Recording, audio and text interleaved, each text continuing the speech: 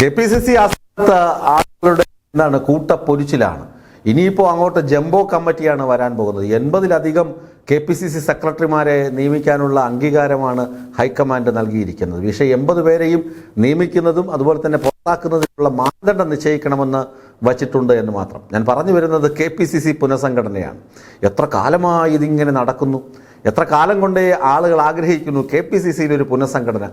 അപ്പോൾ പറഞ്ഞ് വരുമ്പോൾ KPCC പുനഃസംഘടന സാധ്യമാകും. KPCCയിൽ അഴിച്ചുപണിയൊന്നും ഉണ്ടാകില്ല. പകരം DCCയിലാണ് നോട്ടം മുഴുവൻ. DCC പ്രസിഡന്റുമാർ 14 പേരുണ്ട്. അതിൽ തൃശൂർ DCC പ്രസിഡന്റിനെ KC വേണുഗോപാൽ ഇപ്പോൾ ഈ അടുത്ത കാലത്ത് നിയോഗിച്ചതാണ്. ജോസഫ് ടാജറ്റ് അദ്ദേഹത്തെ ഈ അടുത്ത കാലത്ത് നിയോഗിച്ചതാണ്. അത് കഴിഞ്ഞിട്ട് ബാക്കി 13 പേരെ മാറ്റി പുതിയ ആളുകളെ നിയോഗിക്കണമെന്നാണ് KPCCയുടെ ഹൈക്കമാൻഡിൻ്റെയും ആവശ്യം. അതിന് കാരണമുണ്ട്. ഹൈക്കമാൻഡ് DCC പ്രസിഡന്റുമാരെ ഡൽഹിയിലേക്ക് വിളിച്ചു വരുത്തി യോഗം കൂടിയതും അവർക്ക് കൂടുതൽ അധികാരം നൽകിയതുമൊക്കെ നമ്മൾ കണ്ടതാണ്, കേട്ടതാണ്. നമ്മൾ പല അക്കാര്യത്തെക്കുറിച്ച് ചർച്ച ചെയ്തതുമാണ്. അപ്പോൾ DCC പ്രസിഡന്റുമാരെ മാറ്റണം. അപ്പോൾ KPCC ആണ് സംഗതി. കോൺഗ്രസിൻ്റെ മാറ്റലാണ്. ആളുകൾ പല വിധത്തിൽ ചിന്തിച്ചു തുടങ്ങി. എങ്ങനെ ഒരാളെ നിലനിർത്തി മറ്റ് 13 പേരെ മാറ്റുകയാണ്? അതെങ്ങനെ ശരിയാകും? ഒരാൾ മാത്രം എടുക്കാൻ ഞങ്ങൾ മോശക്കാരാണോ? ഒന്നാമത്തെ ചോദ്യം. രണ്ടാമത്തെ സാധ്യത, നന്നായി പ്രവർത്തിക്കുന്ന ആളുകളെ നിലനിർത്തിക്കൊണ്ട് ഇപ്പോൾ പ്രവർത്തന മികവ് പുലർത്താത്ത ആളുകളെ മാറ്റുക.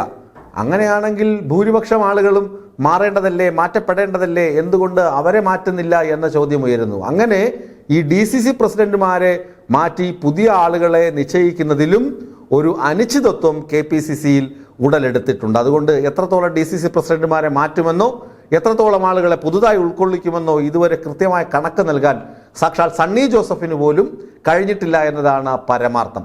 ഇനി വർക്കിംഗ് പ്രസിഡന്റുമാർ, ഇപ്പോൾ വർക്കിംഗ് പ്രസിഡന്റുമാർ 4 പേരുണ്ട്. PC വിഷ്ണുനാഥ്, AP അനിൽകുമാറുണ്ട്, അതുപോലെ തന്നെ ഷാഫി പറമ്പിലുണ്ട്. ഇവരൊക്കെ അതിനകത്ത് സ്ഥിരപ്രതിഷ്ഠ നേടിക്കഴിഞ്ഞു. അതുപോലെ ഇനിയുണ്ട് ആന്റോ ആന്റണി. KPCC പ്രസിഡന്റ് ആകും, ഞാനിപ്പോൾ KPCC പ്രസിഡന്റ് ആകും, ഞാൻ ഇപ്പോൾ ആകും എന്ന് പറഞ്ഞ് ഇരുന്ന വ്യക്തിയാണ്. അതുപോലെ ബെന്നി ബെഹന്നാൻ. ഇവരെ രണ്ടുപേരെയും ഒഴിവാക്കിയിട്ടാണല്ലോ സണ്ണി ജോസഫിനെ നറുക്ക് വീഴുന്നത്.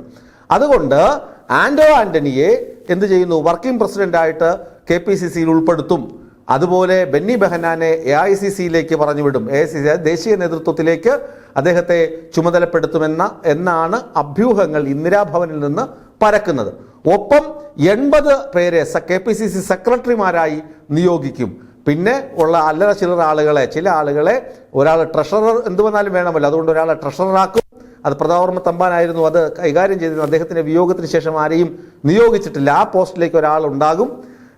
പിന്നെ ഇങ്ങനെ എല്ലാവരെയും ഈ പുതിയ മുഖങ്ങൾ വന്നു കഴിഞ്ഞാൽ ഇലക്ഷൻ വരുമ്പോൾ, തദ്ദേശ സ്വയംഭരണ തെരഞ്ഞെടുപ്പ് വരുന്നു, അതുപോലെ നിയമസഭാ തെരഞ്ഞെടുപ്പ് വരുന്നു. ഈ ഘട്ടങ്ങളിൽ ടോട്ടൽ ഒരു അഴിച്ചുപണി വേണ്ട എന്നാണ് KPCC പറയുന്നത്.